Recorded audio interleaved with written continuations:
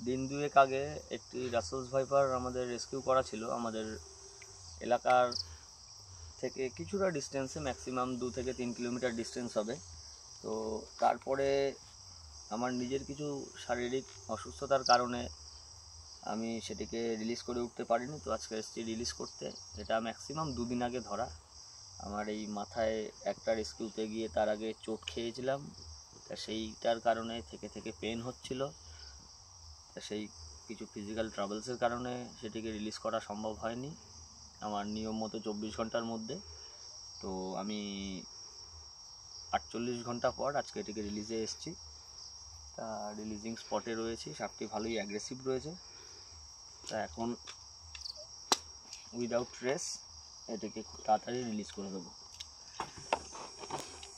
Already আপনারা hissing sound শুনতেই পাচ্ছেন, এতটাই অ্যাগ্রেসিভ সাউন্ড দিয়েই যাচ্ছে।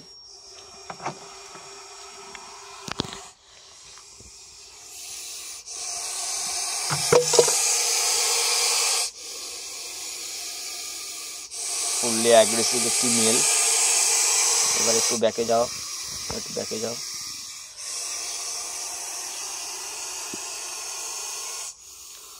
ওকে okay, no problem. Okay okay okay, back back back back back back.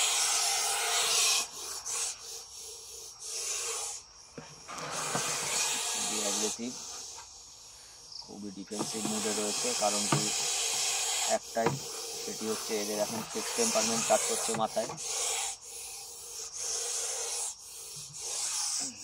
ও sorry sorry sorry sorry sorry sorry bro, sorry bro, sorry bro. ও